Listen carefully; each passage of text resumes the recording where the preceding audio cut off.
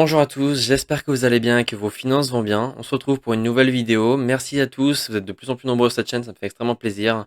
On est aujourd'hui sur une chaîne où je documente mon parcours d'investisseur, tout ce que je découvre, comment est-ce que je fais les choses. Donc j'espère que vous en apprenez à mes côtés. Et puis aujourd'hui, on va regarder un sujet que je pense intéressant pour tous ceux qui n'ont pas beaucoup d'expérience aussi en investissement. Parce que moi, dans mon cas, j'ai mon profil d'investisseur qui a évolué beaucoup en un an. Et aujourd'hui, j'ai une vision beaucoup plus claire de ce que je veux et ce que je vise. Et donc, bah forcément, on va aller regarder mon portefeuille, on va aller regarder où est-ce que j'en suis, ma stratégie, et ensuite, bah, pourquoi est-ce que je vais me séparer de certaines de mes lignes. Petit spoiler alert, elle est juste là, et vous allez voir pourquoi. On va regarder aussi qu'est-ce que j'attends avant de sortir. C'est parti.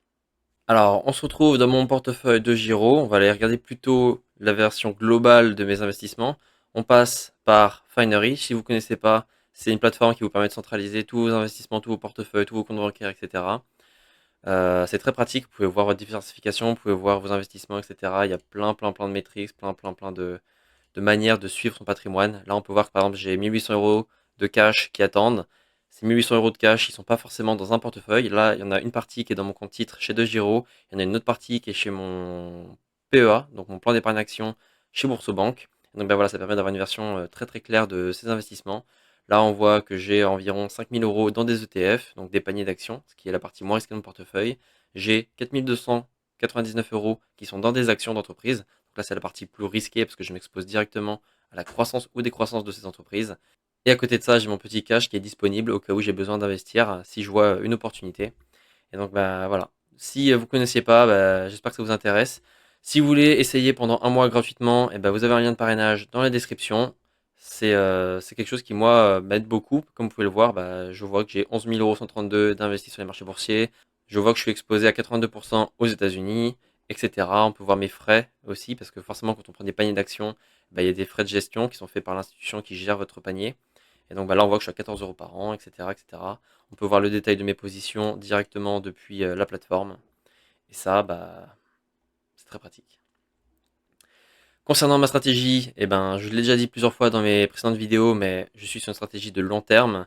Donc ça veut dire quoi? Ça veut dire que je vais prendre soit des paniers d'actions qui ont prouvé que depuis des années, ils étaient performants et que même s'il y a une crise, ils sont toujours capables de se relever. Ça a été le cas pour le Covid, par exemple. Pour les entreprises, je vais chercher des entreprises qui sont capables de chercher de la croissance. Donc, c'est-à-dire que les dividendes, pour l'instant, pour mon profil, c'est trop tôt. Et donc, je vais plutôt aller chercher des entreprises qui sont capables de transformer l'argent que je leur donne en capital supplémentaire. Donc, ça veut dire que si je leur donne 100 euros, j'attends que dans 20 ans, ça soit devenu peut-être 400 euros. Voilà, c'est ce genre d'attente que j'ai. Et donc, bah, toutes les entreprises que je vais choisir sont des entreprises qui ont montré au moins depuis 5 ans 5-10 ans qu'elles ont été capables d'augmenter leur chiffre d'affaires de manière conséquente, voire même d'augmenter un dividende, pas forcément gros, mais un léger dividende, et qu'elles sont capables de l'augmenter, c'est-à-dire qu'elles sont financièrement saines, elles ont la capacité de se permettre de verser des dividendes de plus en plus gros. Donc ça, c'est le genre d'entreprise que je recherche. Alors bien sûr, il y a aussi le côté fondamental, donc c'est-à-dire, ok, l'entreprise croît, mais est-ce que ce qu'elle vend, est-ce que les services qu'elle propose sont viables à long terme, ce genre de choses. Et là, aujourd'hui, dans mon portefeuille, comme je vous le montrais juste avant, j'ai une entreprise qui est peut-être la deuxième ou troisième que j'ai acheté dans ce portefeuille. On va la regarder tout de suite. Donc pour ça, dans DoGiro, c'est très simple. On va dans l'historique de transactions. Je vais mettre par exemple en 2020. J'ai commencé il y a un an, mais là c'est pour que vous voyez qu'il n'y a rien avant. Voilà, on va prendre ça. Donc là, vous avez tout l'historique de mes transactions.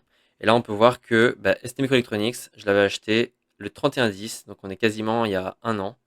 Et là, on peut voir le résultat de mon portefeuille. Après un an d'investissement dans cette entreprise, je me retrouve à moins 96 euros. Donc, c'est pas une bonne performance pour moi. Ça me conforte pas dans l'idée de rester dans cette entreprise. Et donc, forcément, moi, je cherche des entreprises qui sont capables, de manière stable, de faire croître leur capital. Et là, pour l'instant, c'est pas quelque chose que ST Microelectronics me montre. À l'époque, quand je l'ai acheté, j'avais pas forcément cette vision-là. Je voyais une entreprise qui était capable de monter et pourtant, quand on regarde, maintenant que j'ai plus de recul, on peut voir que c'est une entreprise qui a fait un peu de yo-yo. Et ça, c'est pas forcément ce que je recherche. Et donc, je cherche à me séparer de cette ligne. Et là, comme vous pouvez le voir, il y a 3 mois, c'était la grande chute. Pourquoi? Parce qu'elle a fait l'annonce de ses résultats financiers et ils étaient en dessous des prévisions estimées. Et donc forcément, les gens qui étaient investis comme moi dans cette entreprise, ils se sont dit, bon c'est fini, je ne veux plus de cette entreprise, elle n'est pas capable de rester stable, donc je sors. Et donc là, on va voir aujourd'hui qu'est-ce que je compte faire. Maintenant qu'on se retrouve 3 mois après ces annonces, là c'était en juin, on est passé de 37 euros à, comme vous voyez aujourd'hui, 26 euros. Donc moi j'avais 400 euros, je crois, de position à l'intérieur. C'est ça, j'avais peut-être 400 euros environ. Et aujourd'hui, on voit que la valeur estimée de ces actions est plus de 262 euros seulement. Donc maintenant, la question est comment se débarrasser de cette ligne.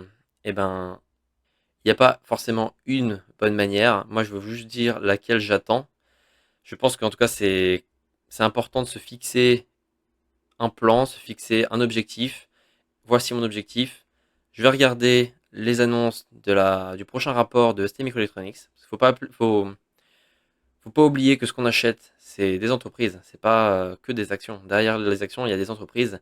Et donc l'entreprise, c'est important de suivre qu'est-ce qu'elle fait, comment elle se porte, c'est quoi ses objectifs futurs, etc. Est-ce qu'elle veut s'exporter à l'étranger, est-ce qu'elle veut rester en Europe, ce genre de choses. Là, on est dans une entreprise qui voulait partir à l'international, sauf que pour l'instant, ça ne porte pas ses fruits. Et donc, on va regarder, pour ceux qui ne connaissent pas l'entreprise, déjà, c'est quoi son business. Et donc, un petit rappel, ST Microelectronics est une entreprise franco-italienne spécialisée dans la fabrication de semi-conducteurs. Elle a été créée depuis 1987 maintenant. Ça a été la fusion de deux sociétés, donc je ne vais pas vous dire tout en détail. L'entreprise conçoit et fabrique une large gamme de produits, notamment des microcontrôleurs, des capteurs, des circuits intégrés pour les secteurs de l'automobile, de l'industrie de la télécommunication, de l'électronique, grand public, et de l'Internet, des objets, IoT, etc. etc. Donc, vous l'avez compris, c'est de la technologie. Pour les voitures aussi. Les voitures, je ne sais pas si vous avez regardé récemment, mais par exemple en Europe, ça se passe pas forcément bien. Là, il y a l'entreprise Stellantis, qui est le groupe, l'ancien groupe PSA, qui possède de nombreuses marques de voitures européennes. Et si vous regardez sa courbe, c'est pas très joli à voir. Là, c'est un peu la mauvaise mine. Donc j'ai un peu peur des prochaines annonces de l'entreprise ST Microelectronics. On verra. Euh, donc ça, c'était pour ce que faisait l'entreprise. Maintenant, la question est quand est-ce qu'est la prochaine annonce? La prochaine annonce, je vous invite à le faire dans votre cas aussi pour vos lignes de votre portefeuille si vous en avez un. De demander à l'IA Perplexity quand est-ce qu'est la prochaine annonce de telle entreprise. Donc là, c'est ce que j'ai fait. Et donc là, on voit l'action qui est à 27,90 $. Et là, le résultat du troisième trimestre 2024 de ST Microelectronics seront publiés le 31 octobre 2024. Donc là, on parle d'une annonce dans 7 jours. Donc c'est très bientôt. Et donc je vais suivre ça. Et si l'entreprise est toujours en dessous des prévisions, tant pis, peu importe si je perds mon argent, je déciderai de sortir de cette position parce que je ne crois plus en l'entreprise et je préfère prendre une perte aujourd'hui et placer le reste de l'argent qui reste plutôt dans une entreprise qui a pu montrer qu'elle était capable de croître depuis de nombreuses années, ce qui n'est pas le cas de ST Microelectronics. De plus, ce n'est pas tout. Pourquoi j'ai de l'espoir? Pourquoi je suis encore dans cette entreprise? J'utilise un site qui s'appelle AlphaSpread qui gratuitement vous permet d'avoir les analyses pour 3 entreprises, 3 actions d'entreprise pour savoir si la valeur actuelle est sous-évaluée ou surévaluée. Donc là, forcément, je l'ai fait pour l'entreprise ST Microelectronics. Et là, on peut voir que la valeur de l'entreprise, la valeur de l'action, est soi-disant sous-évaluée. On parle quand même de 45%. Donc ça voudrait dire que là, l'action que j'ai dans mon portefeuille, qui est actuellement en moins-value, qui coûte 26 euros, plutôt devrait avoir une valeur de 47 euros. Alors là, c'est la plateforme qui le dit. Il y a des explications, on va pas regarder en détail dans cette vidéo, mais voilà, il y a plein de manières de calculer ça. Et voilà, c'est une entreprise qui quand même a eu des bons résultats. Et donc les prévisions pour l'instant de cette plateforme sont assez positives. Et donc je croise les doigts pour que ça le soit en effet.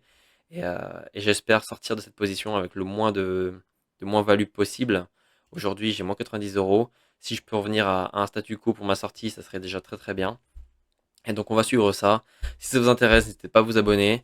Si vous voulez commencer à investir, il y a plein de liens de parrainage dans la description avec des avantages juste à côté si ça vous intéresse. Il ne me reste plus qu'à vous dire de prendre soin de vous, prendre soin de vos finances, et puis on se dit à la prochaine. Salut.